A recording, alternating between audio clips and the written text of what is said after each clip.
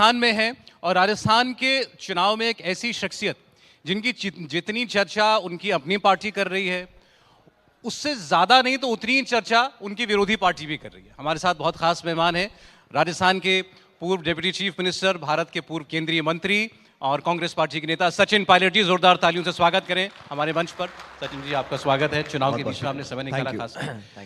जैसा मैंने कहा, आपकी चर्चा बीजेपी वाले भी खूब कर रहे हैं। अभी अर्जुन मेघवाल जी आए थे, उन्होंने कहा कि पूछेगा ज़रूर सचिन पायलट जी से कि अब की बार क्या वादा किया है सचिन पायलट जी से उनकी पार्टी ने। देखिए, बीजेपी के पास क्या अनफॉर्चुनेटली राजस्थान में कोई मुद्दा नहीं है और ये एक बड़ा गंभीर विषय है कि इतना प्रमुख दल जो केंद्र में सत्ता में हो, राजस्थान में मुद्दाहीन हो चुका है और अनफॉर्चुनेटली उनका जो कैंपेन है वो उठ नहीं पा रहा। और अब पहले कहा कि धनतेरस पे उठेगा, फिर दिवाली पे, फिर गोवर्धन, भाई दूज, अब सब त्यौहार चले गए और बीजेपी का मैं देख रहा हूँ कि जो कैंपेन और जो एक तरह से इलेक्शन का जो माहौल होता है वो बना नहीं पा रहे हैं। बहरहाल, जहाँ तक राजस्थान के लोगों की बात है, मेरा अपना ये फीडबैक है कि ये जो 25-30 साल से रोटेशनल चल रहा है, हाँ, वो इस बार बदलेगा। 5 साल बीजेपी, 5 साल कांग्रेस, लगातार हो रहा है, मैं देख रहा हूँ। लेकिन इस बार लोगों का जो मूड है, वर्कर्स में जो ताकत देख रहा हूँ मैं, और पब्लिक का परसेप्शन ये है कि इस बार दोबारा कांग्रेस को लोग मौका देना चाहते हैं और ये होगा 25 तारीख को जब वोट पड़ेंगे। लेकिन ये क्यों, मतलब ये भी सवाल है कि ये परंपरा क्यों बदलेगी? इसके 2-3 कारण हैं। पहला तो देश में बीजेपी की सरकार को अब 9.5 साल हो गए, तो जो उन्होंने कहा आमदनी के बारे में, किसानों के बारे में, रोजगार के बारे में, काले धन के बारे में, महंगाई के बारे में, वो सब आंकड़े हमारे सामने हैं। अब मीडिया में क्या आता है, भाषण कौन क्या देता है, वो अलग है, लेकिन तथ्यात्मक जो वस्तुस्थिति है वो लोग देख चुके हैं, जान चुके हैं अच्छी तरह से। 2 बार पूर्ण बहुमत की सरकार बनी है, एक वो बैकड्रॉप है। दूसरा, कांग्रेस ने पिछले कुछ महीनों में जो विजय हासिल करी है हिमाचल प्रदेश में, कर्नाटक में, और जो हमारा कैंपेन चला है, राहुल गांधी जी का भारत जोड़ो यात्रा चली, वो यात्रा भी 4000 किलोमीटर की थी। और जो हम छत्तीसगढ़ में, मध्य प्रदेश में, तेलंगाना में कैंपेन हमारा है, राजस्थान में, वो बहुत ही एक सकारात्मक और पॉजिटिव कैंपेन है। और पब्लिक ने हमारे पार्टी की नीतियों को, हमारे काम को, हमारे इतिहास को, हमारे नेतृत्व को, नीति और नियत, वो देख के मन बनाया है कि इस बार दोबारा कांग्रेस को मौका देना चाहिए। हमने गारंटीज अनाउंस की हैं और लोगों को विश्वास है कि हम लोग सिर्फ बोल ही नहीं रहे, हम करेंगे भी। तो इन सारी बातों को देखकर मुझे लग रहा है कि जब आकलन करते हैं 2 प्रमुख पार्टियों में, तो कांग्रेस कहीं बेहतर निकलती है बनस्पत बीजेपी के। ये बीजेपी का आरोप भी और इसमें कुछ सच्चाई भी है कि ये 5 साल तो आपकी पार्टी की सरकार बचाने में निकल गया। काफी वक्त गहलोत साहब के सामने चुनौतियां रही हैं। ये 5 साल बीजेपी मुद्दे ढूंढती रही और ये बात सच है कि हमारी पार्टी के अंदर हम लोगों ने कुछ इश्यूज को उठाया और पब्लिक इंटरेस्ट में मैं समझता हूँ वो ज़रूरी भी था। और मुझे खुशी इस बात की है कि जो लीडरशिप पार्टी की है दिल्ली में, उन्होंने इन इश्यूज़ को समझा, उस पर सकारात्मक कार्रवाई करी और उसी के कारण हम लोग आज और बेहतर स्थिति में हैं। अगर बीजेपी के सारे नेता 5 साल घरों में सोए नहीं रहते और जनता की आवाज़ बनने की कोशिश भी करते, तो आज उनको टोटा नहीं पड़ता मुद्दे ढूंढने का। आपसे कह रहे हैं, मुझसे पूछो भाई, आपको तो सरकार को लगातार 5 साल तक कटघरे में खड़े करने का काम दिया था ना। विपक्ष का काम क्या होता है सौरभ? मैं भी विपक्ष में रहा हूँ 5 साल, जब वसुंधरा जी मुख्यमंत्री थी। प्रदेश जानता है, उन 5 सालों में हम कभी घर नहीं बैठे, हमने लाठियाँ भी खाई, हम जेलों में गए, पब्लिक इश्यूज़ को उठाया, लाठीचार्ज भी हुआ, धरने भी दिए, घेराव भी किया, भूख हड़ताल भी करी। लेकिन पब्लिक के मन में जगह बनाने के लिए आप कुछ करना तो पड़ेगा। आप सोचो कि भाई 5 साल बस समय निकाल दो और अपने आप जनता वोट डाल देगी, तो पब्लिक समझदार हो गई है। और देखो, परंपराएं बदलती हैं, माहौल बदलता है और समय आ गया है कि एक बार दोबारा यहाँ पर मैंडेट कांग्रेस पार्टी को मिलेगा। अच्छा, आप 2018 से पहले, आप 5 साल, आप जब अपनी पार्टी को हेड कर रहे थे राजस्थान में, आपने तो अपना काम कर दिया, आपने सरकार ला करके दे दी थी। अब इस बार हम ये देख रहे हैं कि आपकी पार्टी क्या आपका वैसा उपयोग कर रही है? जितना समय आपको राजस्थान में बिताना चाहिए, उससे ज़्यादा समय हम देखते हैं आप मध्य प्रदेश में बिता रहे होते हैं। मध्य प्रदेश का कैंपेन कल ख़त्म हुआ है और हम सब लोग वहाँ पर भी अपना टाइम दे रहे थे। और पार्टी जहाँ जहाँ, मुझे तो पार्टी सिक्किम में भेजती है, पौंडीचेरी भी भेजती है, जम्मू भी भेजती है, तो पार्टी का जो काम है सब मिलकर करते हैं। बल्कि यहाँ पर तो खुश होना चाहिए कि कांग्रेस पार्टी ने हम जैसे सब लोगों को जिम्मेदारी दे रखी है हर जगह प्रचार करने की। राजस्थान का कैंपेन 25 को वोट पड़ेगा यहाँ पर, तो हम लगातार यहाँ पर। और देखिए, जो विद्यार्थी लगातार साल भर पढ़ाई करता है, उसको एग्ज़ाम के टाइम टेंशन नहीं होती। और जो 10 महीने कुछ करता नहीं है, आखिरी का महीने जब किताब खोलते हैं तो उनको बड़ा स्ट्रेस हो जाता है, क्या करें। तो हम लोगों ने लगातार मेहनत की है, सक्रिय रहे हैं, इसलिए पार्टी वेल प्लेस्ड है। हालांकि चुनाव चुनाव होता है, मुझे कभी भी, मैं कभी ओवर कॉन्फिडेंस में नहीं बोलता हूँ, लेकिन जो हमने ट्रैवल किया है, जो लोगों का, कार्यकर्ताओं का जो आज मानस बना है, आज भी राहुल जी हमारे साथ दौरे पे थे, और गंगानगर जो बिल्कुल पाकिस्तान बॉर्डर पर है, पंजाब बॉर्डर पर, वहाँ पर भी लोग इतने उत्साहित, और मैंने बहुत कैंपेन देखे हैं, लेकिन इस बार इलेक्शन से 10 दिन पहले जो माहौल मुझे दिख रहा है, और दूसरी बात क्या है, ये बाइपोलर स्टेट है, यहाँ दो ही पार्टियां हैं, बाकी छोटे मोटे दल और चुनाव लड़ते हैं, लेकिन मूलतः बीजेपी कांग्रेस का चुनाव होता है। बीजेपी का तो यहाँ टेम्पो, नेतृत्व और आपस में खींचतान, और दिल्ली के नेता के भाषण दे रहे हैं, लेकिन जमीन पे कुछ हो नहीं रहा, ये सब पब्लिक भी इस बात का आकलन कर रही है। लेकिन लीडरशिप मैटर करती है ना, जैसे आपकी यहाँ पर भी आपकी पार्टी कहती है हम कलेक्टिव लीडरशिप में चुनाव लड़ रहे हैं, तो इसी को बीजेपी वाले उठाते हैं कि भाई इसका मतलब ही साफ है कि पार्टी में झगड़ा भी निपटा नहीं है, लीडरशिप का झगड़ा है। किस बात का झगड़ा है? मुझे लगता है कि कांग्रेस में जो भी सेंट्रल लीडरशिप तय करती है वो सबको स्वीकार्य होता है, और मैं ये बात तमाम कांग्रेस नेताओं के बिहाफ पे बोल रहा हूँ कि जो एआईसीसी का नेतृत्व तय करता है, किसको टिकट देना है, कैसे कैंपेन करना है, किसको क्या जिम्मेदारी देनी है, वो सब लीडरशिप का काम है। हमारा काम है पब्लिक में जाना, पब्लिक का वोट लेना, सरकार का निर्माण करना। बाद में क्या जिम्मेदारी कोई किसको देता है नहीं देता, वो बाद की बातें हैं। लेकिन ये मैंने कहा ना शुरू में आपको, बीजेपी के पास अगर कोई सॉलिड मुद्दा होता है या कैंपेन का कोई आइडिया, स्ट्रैटेजी होती, तो वो लोग आपके माध्यम से सवाल मुझसे नहीं पूछते, वो खुद ही जाके पब्लिक से बात करते। नहीं, लेकिन ये बात तो सही है ना कि आपका एक समर्थक वर्ग है, वो तो देखना चाहता है ना सचिन पायलट को मुख्यमंत्री बनता हुआ। देखिए, किस पद पे कौन कब कहाँ बैठेगा, ये सब डिपेंड करता है बहुत सारी चीज़ों पे, लेकिन आज हम उस डिबेट में पड़ जाएंगे तो अपना लक्ष्य पूरा नहीं कर पाएंगे। लक्ष्य ये है कि ये परंपरा तोड़नी है। 30 साल से लगातार राजस्थान में आप देखो, कभी सरकार रिपीट ही नहीं होती। पिछली बार हम सरकार में थे, हम 21 विधायक रह गए थे, हम 5 साल में स्ट्रगल किया, सरकार बनाई। अब इस बार हम लोग चाहते हैं कि यहाँ दोबारा हम लोग मैंडेट लें और पहले पब्लिक का मन जीतें, वोट लें, बहुमत पालें, उसके बाद देखेंगे किसको क्या करना है। और ये परंपरा, एक बार, ये परंपरा और ये ट्रेडिशन इस बार की नहीं है, सिर्फ इस राज्य के लिए नहीं है। देश में कभी भी राज्य में चुनाव हुए किसी प्रांत में, हमेशा कांग्रेस पार्टी का ये ट्रेडिशन, कन्वेंशन और हिस्ट्री रही है कि चुनाव जीतने के बाद विधायक बैठते हैं, तय करते हैं, और जो लीडरशिप दिल्ली में है उनके निर्णय के अनुसार लोगों को जिम्मेदारी दी जाती है। ये कोई नई बात नहीं है। 2018 में मैं कांग्रेस प्रेसिडेंट था, बिल्कुल यही हुआ। 1 लाख का प्रस्ताव पारित किया, राहुल जी अध्यक्ष थे, उन्होंने निर्णय ले लिया।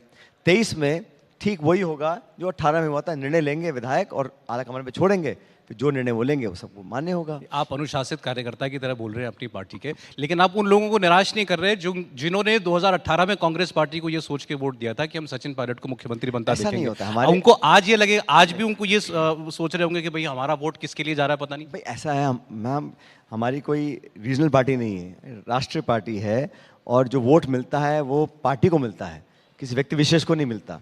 तो ये गलतफहमी नहीं पालनी चाहिए किसी को भी कि वोट सिर्फ मेरी जेब में ही है। वोट पार्टी को मिलता है, पार्टी की आइडियोलॉजी को मिलता है, और इसीलिए जो हमारे को पहले वोट मिला था, मैं समझता हूँ इस बार हमको उससे ज़्यादा वोट मिलेगा।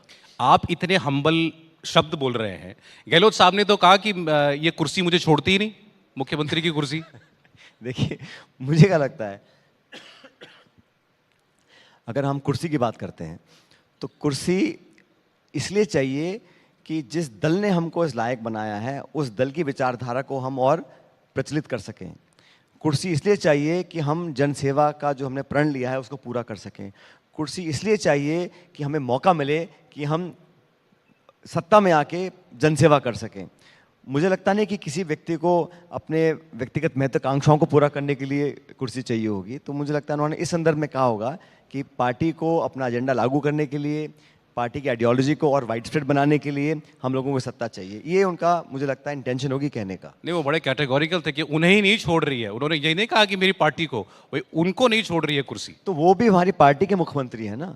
तो कांग्रेस पार्टी को पद है, कांग्रेस पार्टी की गद्दी है। आज मैं अगर किसी पद पे हूँ तो मैं कांग्रेस पार्टी के पद पर हूँ। मेरा व्यक्तिगत तो कुछ नहीं है। जितनी बार भी मैं मंत्री बना, सांसद बना, अध्यक्ष बना, अशोक गहलोत जी मुख्यमंत्री बने, प्रदेश अध्यक्ष बने, तो पार्टी ने बनाया, और पार्टी की कुर्सी है, पार्टी का ही कार्यकर्ता है, पार्टी का निर्णय है।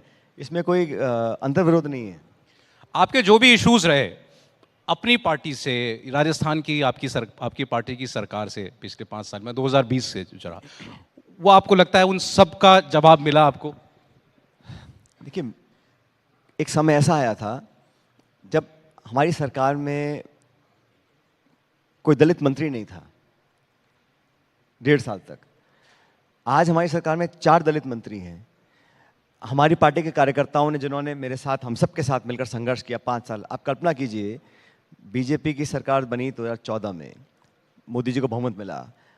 बीजेपी की सरकार बनी राजस्थान में, 163 विधायक 200 में से, इतना प्रचंड बहुमत लेकर केंद्र सरकार, राज्य सरकार राजस्थान और दिल्ली में थी।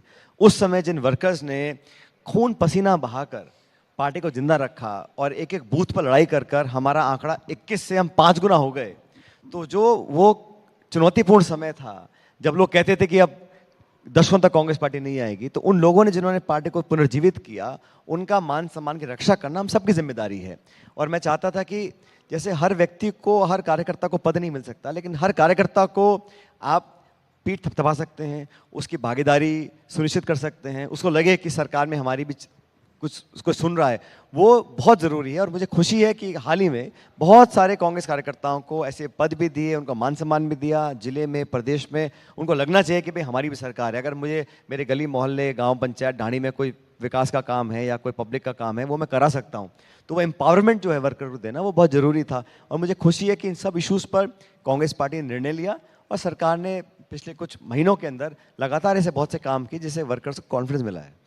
लेकिन इस सब के लिए सचिन पायलट को डिप्टी सीएम की कुर्सी छोड़नी पड़ गई।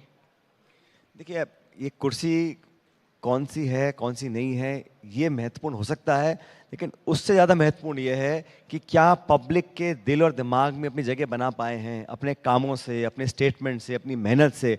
और अगर आप एक अमिट छाप छोड़ते हैं पब्लिक के जहन में, सबसे बड़ा तो वो पद है। वो किसी कुर्सी से, कुर्सी तो बहुतों के पास होती है, कुर्सी तो कितने देश में मंत्री, संतरी, प्रधानमंत्री, मुख्यमंत्री रह गए, कौन किसको याद करता है। लेकिन पब्लिक में जो अपनी एक जगह बनाते हैं लोग, कार्यकर्ता, उन नेताओं को लोग बहुत लंबे समय तक याद करते हैं। तो हमारी कोशिश ये है कि एक अच्छा मनुष्य बने, एक अच्छा पॉलिटिकल कार्यकर्ता बने और पब्लिक की आवाज़ उठाने वाले बने। वो मैं समझता हूँ बहुत एक अल्टीमेट ऑब्जेक्टिव ये होना चाहिए जो पॉलिटिकल वर्कर्स होते हैं। नहीं, वो लेकिन वो गहलोत साहब, उन्होंने जो शब्द आपके लिए बोले थे पब्लिक रिकॉर्ड में, मुझे दोहराने की जरूरत नहीं है। नहीं, आप दोहरा सकते हो, कोई मुझे कोई परहेज नहीं है, मैं बहुत बार सुन चुका हूँ, कोई दिक्कत नहीं। भाई, उन्होंने कहा नकारा है, निकम्मा है, काम नहीं करता। आज उनको फोटो पोस्ट करके कहना पड़ रहा है हम साथ साथ हैं। भाई मैं तो, चुनाव आया तो उनको जरूरत महसूस हुई। देखिए, मुंह से निकला हुआ शब्द कभी वापस नहीं आता है। सही बात। और मैंने हमेशा मेंटेन किया है कि जो चीज़ें मैं अपने बारे में नहीं सुन सकता हूँ, वो मैं किसी और के लिए प्रयोग नहीं करूँगा, चाहे मेरा कितना बड़ा विरोधी हो। और मैंने अपनी राजनीति में अगर किसी की आलोचना की है, किसी का विरोध किया है, तो डट के किया है और लगातार किया है। लेकिन मैंने हमेशा सीमाओं को लांघा नहीं है। और मैंने हमेशा पब्लिक डिस्कोर्स में जो एक डिसेंसी होती है, शब्दावली का प्रयोग होता है, वो बहुत चिन्हित कर कर किया है। क्योंकि बहुत से लोग टेलीविज़न देखते हैं, मोबाइल देखते हैं, नौजवान पीढ़ी है, 18-20 साल के लड़के लड़कियां हैं, उनको हम क्या इंप्रेशन देना चाहते हैं, तो बड़ा केयरफुली करते हैं। लेकिन मैंने कभी भी ऐसे शब्दों का प्रयोग नहीं किया, क्योंकि बड़ा आसान है, आप कुछ कहें मैं कुछ कहूँ।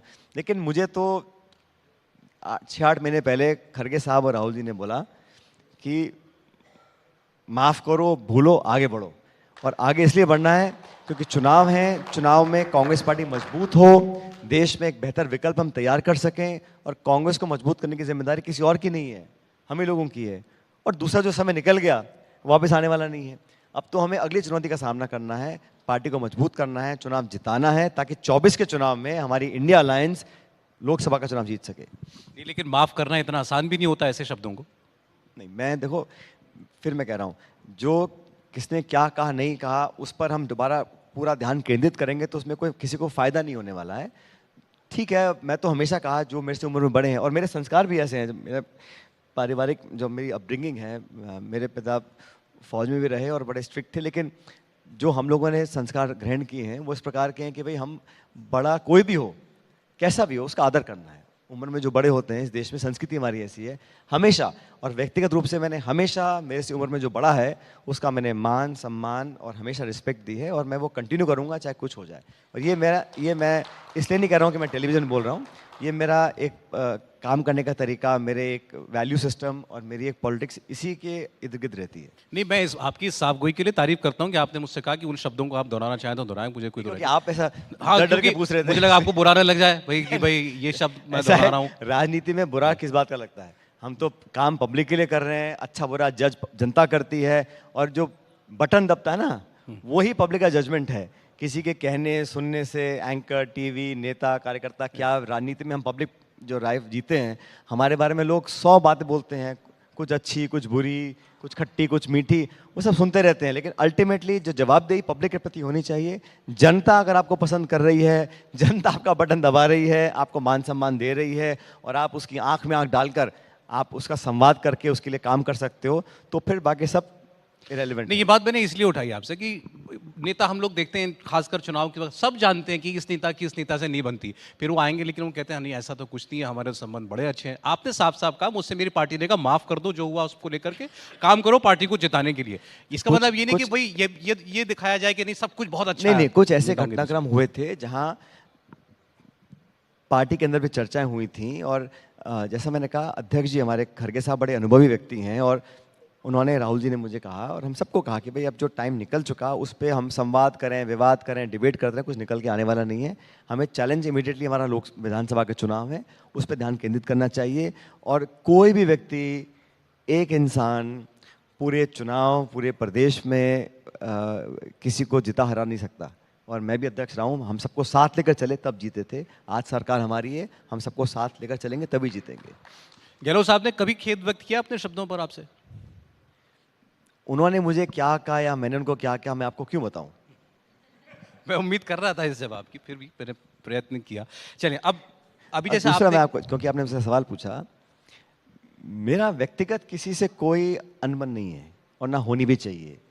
राजनीति में जो इश्यूज हैं या जो प्रिंसिपल्स हैं, उस पे आपकी असहमति हो सकती है, और अगर असहमति है भी तो किसी के खिलाफ या किसी के बारे में मन में नकारात्मक सोच रखना या नेगेटिव रखना या मन में कुछ रखना, इससे कोई फायदा नहीं होता। राजनीति व्यक्तिगत नहीं होती, सैद्धांतिक और मुद्दों की होती है। इसलिए मेरा व्यक्तिगत ना झगड़ा किसी से था, ना है, ना कभी होगा।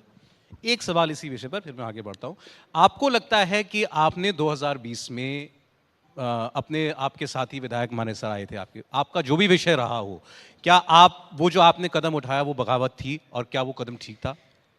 उस टाइम क्या परिस्थितियां थी उसका पूरा संज्ञान आपको होगा नहीं, और मैं इस समय बोलना भी नहीं चाहता हूं क्योंकि वो ज़रूरी नहीं है। लेकिन जो परिस्थितियां बनी हुई थी उस समय, अगर और कोई विकल्प होता तो निश्चित रूप से मैं तो तलाशता।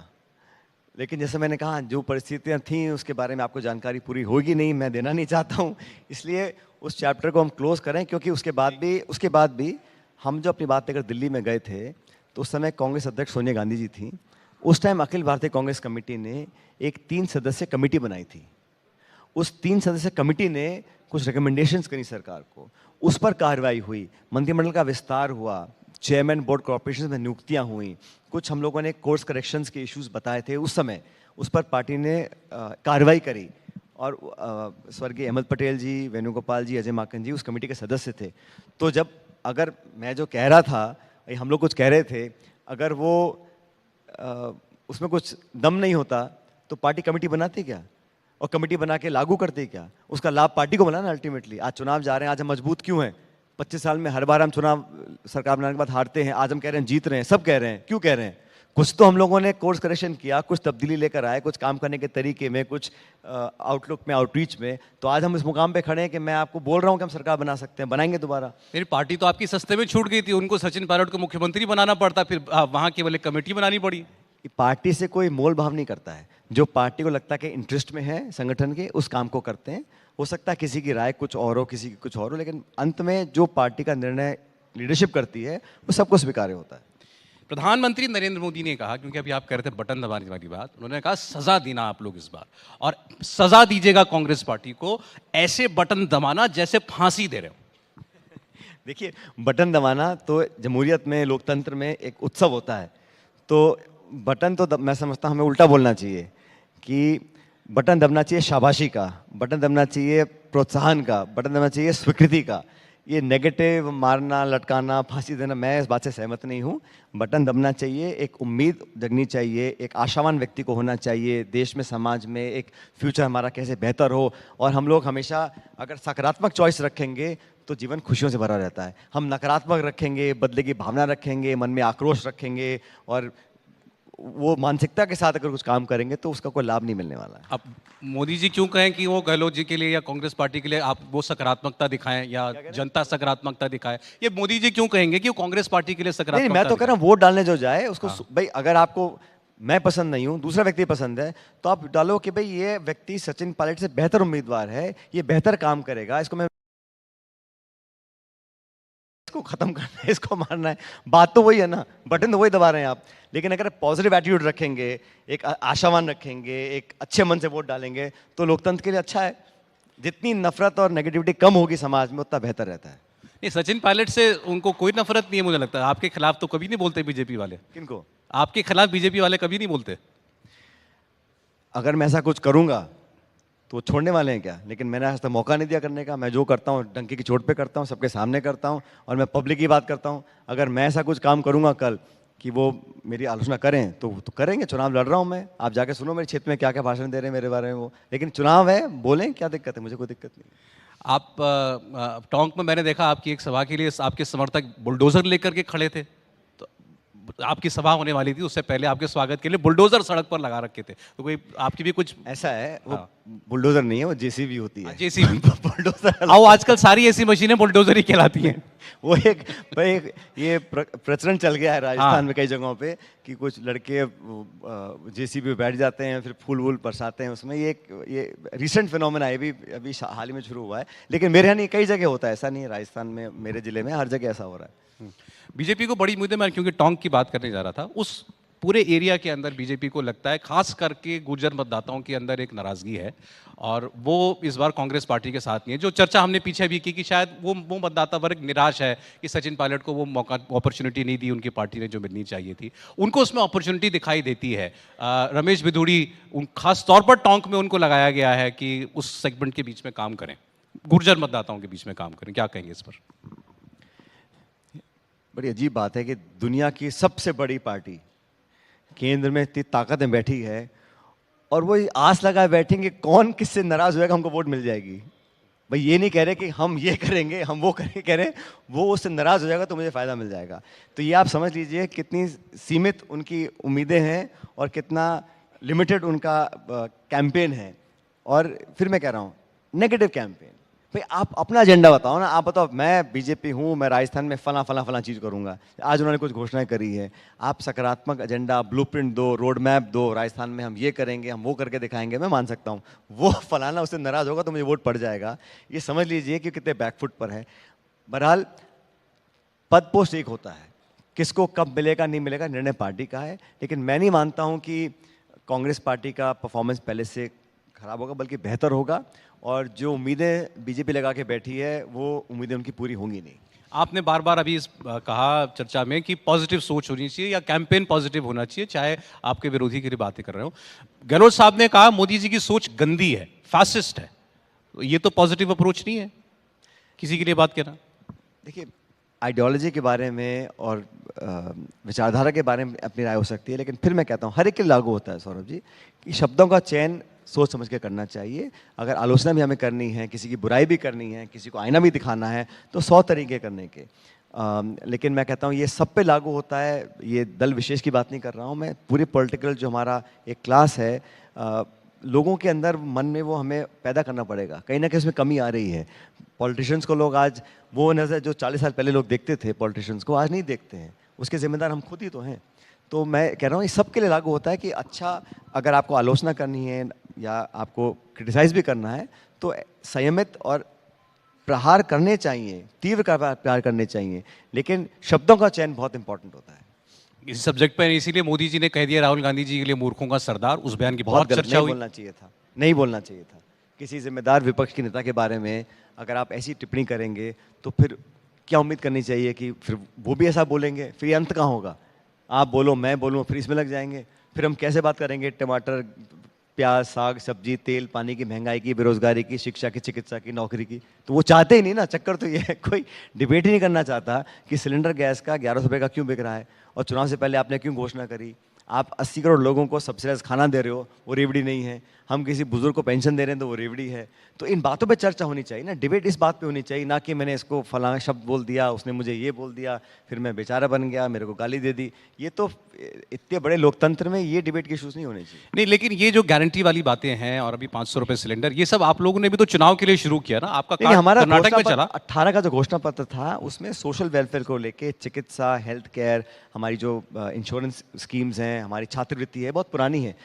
अधिकांश स्कीम्स को हमने पहले लागू किया। कुछ स्कीम्स ऐसी हैं जो हमने साल भर पहले शुरू की, और अब हमने कुछ गारंटीज भविष्य के लिए दी हैं। तो विकास तो एक निरंतर प्रक्रिया है ना। हमने जो कंप्लीट कर लिया, अब आगे हम क्या करेंगे उसका रोड मैप तैयार किया हम लोगों ने। नहीं, लेकिन आप जिस विचारधारा के हैं, या किस आप तो केंद्र में मंत्री भी रहे, तो आपकी जो इकोनॉमिक सेंस कहती है, ये रेवड़ी, मैं उसकी बहस में नहीं पड़ रहा, लेकिन क्या ये ठीक है देश के लिए, फ्री बीज वाली राजनीति?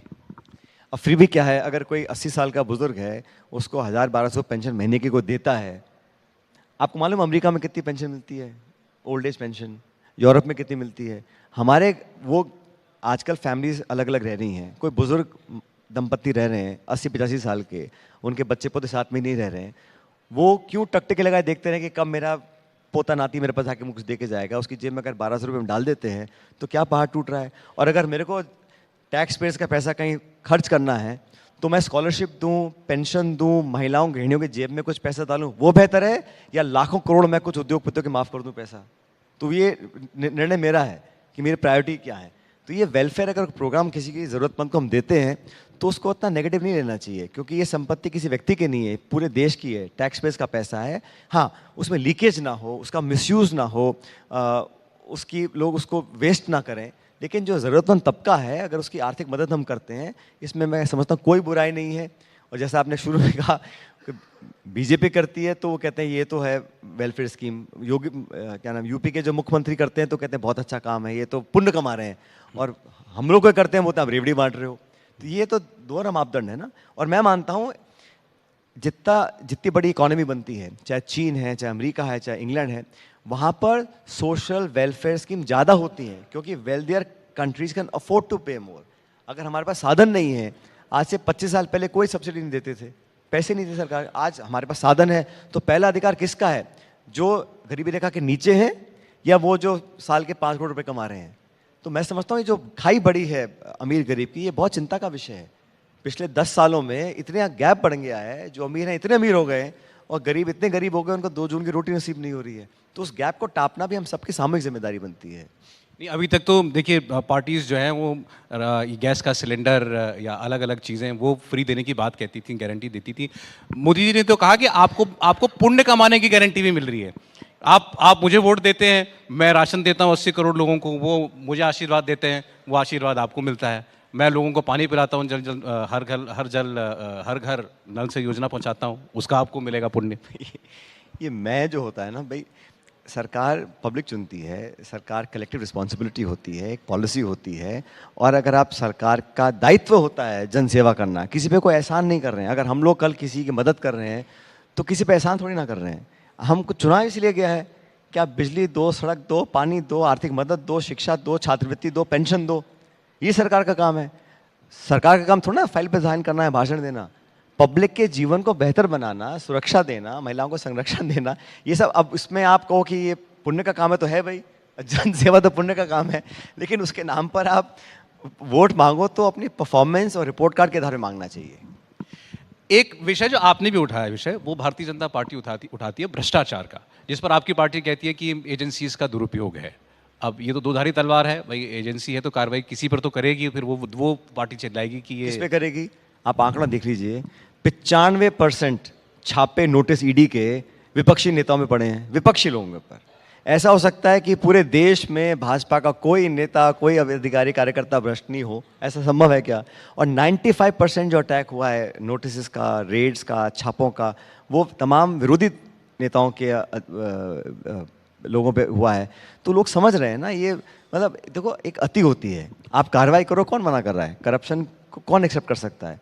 लेकिन एक तरफा कार्रवाई करना, और प्रमाण क्या निकलता है? जितने छापे पड़ते हैं खबर बन गई, 2 दिन के बाद उसका तो होगा चरित्रहनन व्यक्ति का, 1 महीने बाद कोई याद भी नहीं करता उसका परिणाम क्या हुआ, जांच में निकला क्या, उसमें कार्रवाई क्या हुई, उसका कन्विक्शन रेट क्या है। तो ये तो सिर्फ एक मीडिया में फियर और दहशत बनाना विरोधियों के मन में, इस प्रकार से इसका ओपन मिसयूज हो रहा है।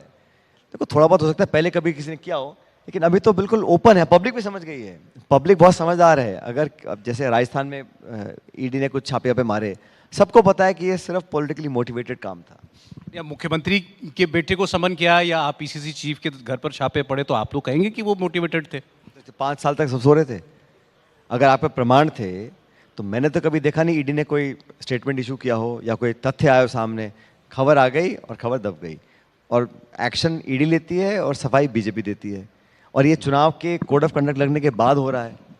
भाई आपको अगर करना था, कुछ आपके पास कुछ सबूत थे तो आप करो, कौन मना कर रहा है कार्रवाई करने को। लेकिन इलेक्शन डिक्लेयर होने के बाद, वोटिंग से ठीक पहले, ये तो संयोग मुझे लगता नहीं है।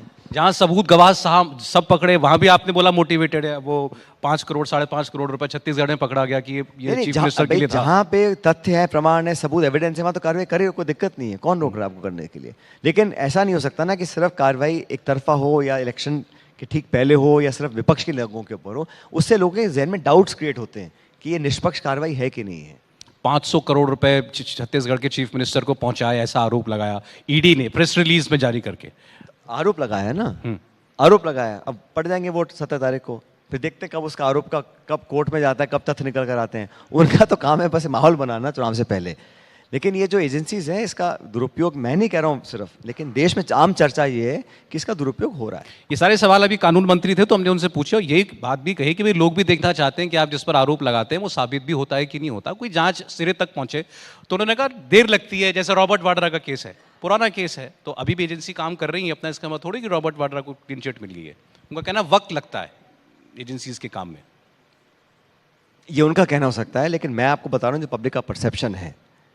अब पब्लिक परसेप्शन को तो मैं तो बदल सकता नहीं हूँ, तो सरकार ही अपना अगर काम ढंग से करेगी तो बदल सकते हैं। लेकिन अभी जो लाल डायरी वाला मामला है, अब इस ये मोटिवेटेड है, परसेप्शनल की लड़ाई है, क्या है? क्योंकि वो मंत्री आपकी सरकार का थे, राजेंद्र गुड़ा, जिन्होंने कहा कि इसके अंदर अशोक गहलोत सरकार के भ्रष्टाचार के राज जो हैं वो लिखे हुए हैं। उसको कैसे देखे जनता? तो ठीक है, उसका वो बार बार बोल रहे हैं, सामने ला रहे हैं, उस पर एक्शन लेने को कौन मना कर रहा है उसको? एक्शन तो लेना है राज्य की सरकार को। जो राज्य में आरोप लगेगा उसकी तो जांच राज्य की सरकार कराएगी। ये कैसे आप, अच्छा आपको लगता है कि जो आरोप लगा रहे हैं वो ऐसे हैं अपराध जो सिर्फ राज्य तक ही सीमित हैं? मतलब आप ये बड़ा कन्वीनियंटली इसको टर्न करना चाह रहे हो, क्योंकि वो बीजेपी शायद चाहती होगी इसको और तूल देते रहो और खबर बनती रहे।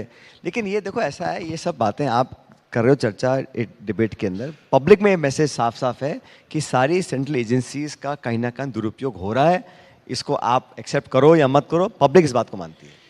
एक विषय जो आपने भी उठाया वो पेपर लीक का, एक गंभीर विषय इसलिए क्योंकि इससे लाखों लाख लोग जो हैं वो प्रभावित होते हैं, खास करके नौजवान बच्चे जो हैं वो इससे प्रभावित होते हैं। लेकिन ये हम देखते हैं एक राज्य में नहीं, तमाम राज्यों में ऐसा एक साइकिल बनी हुई है। छत्तीसगढ़ हो, मध्य प्रदेश हो, राजस्थान हो, किसी के थमते नहीं थम रहा है। गुजरात हो, मध्य प्रदेश हो, उत्तर प्रदेश, बिल्कुल भूल जाते हो। एमपी में मैंने एमपी बोला। देखिए ऐसा है, ये पेपर लीक जो है, मैं इसको बहुत घिनौना अपराध मानता हूँ, क्योंकि जो बच्चे एग्ज़ाम देते हैं, अधिकांश लोग मध्यम वर्ग से हैं या गरीब तबके के बच्चे आते हैं। वो साल 2 साल तक अपना घर गांव छोड़ के शहरों में जाते हैं, किराए के मकान में रहते हैं, हॉस्टल में रहते हैं, ट्यूशन कोचिंग लेते हैं, किताबों का खर्चा उठाते हैं और बहुत 2-4 लाख रुपए खर्च करते हैं। उनकी मेहनत के बाद वो पेपर आउट हो जाता है और लीक होने के बाद कैंसिल हो जाता है, तो उनका पूरा पैसा भी गया, टाइम भी गया और उनके मोस्ट इम्पॉर्टेंटली उनकी उम्मीद बुझ जाती है, उसका मन में विश्वास खत्म हो जाता है। तो मैं समझता हूँ किसी को भी नौजवानों के भविष्य से खिलवाड़ करने का अधिकार नहीं है, कोई भी व्यक्ति हो। और अगर किसी पे प्रमाण है तो पकड़े जाने चाहिए। इसलिए मैंने भी कहा कि हमारा प्रदेश हो कहीं और हो, कार्रवाई होनी चाहिए। और मुझे खुशी इस बात की है, कुछ संतोष इस बात का है कि राजस्थान में हमारी पार्टी के कहने के बाद एक नया कानून बना है कि पेपर लीक में कोई अगर इन्वॉल्व होगा तो उसकी सज़ा का जो दायरा है उसको बढ़ा के उम्र कैद कर दिया है। ये राज्य पहला है पूरे देश में जहां लाइफ इम्प्रिजनमेंट का एक हमने प्रावधान रखा है, ताकि एक डेटरमेंट तो बने, लोग इसको हमको आगे ना करें। भाई अपराध बहुत तरह के होते हैं, लेकिन पेपर लीक से मैं समझता हूँ युवाओं के भविष्य की उम्मीदों को धराशायी करने का ये अधिकार किसी को नहीं दे सकते, सख्त कार्रवाई करनी जानी चाहिए, चाहे राजस्थान हो, चाहे मध्य प्रदेश हो, चाहे यूपी हो। और अगर किसी के पास कोई प्रमाण है, चाहे छोटा हो, चाहे बड़ा हो, अधिकारी हो, नेता कोई भी हो, उसका उदाहरण बनाया जाना चाहिए कि इस प्रकार के काम आप नहीं कर सकते। 2018 में जब परंपरा भी साथ थी, सचिन पायलट पार्टी के मुखिया भी थे प्रदेश में, तब आप एक नंबर से चूक गए थे शतक लगाने से, 99 पर आप लोग रह गए थे। इस बार आप कहते हैं परंपरा टूटेगी, तो कितनी उम्मीद करते हैं अपनी पार्टी की? मैं भविष्यवाणी नहीं करता हूँ, लेकिन हमें अच्छा बहुमत हमको मिलेगा और पूर्ण बहुमत की सरकार हमारी बनेगी। न सिर्फ राजस्थान में, लेकिन जो चारों पांचों स्टेट्स में चुनाव हो रहे हैं, वहाँ सब जगह माहौल कांग्रेस के पक्ष में है। बहुत शुक्रिया सचिन पायलट जी, आप थैंक यू, बहुत शुक्रिया।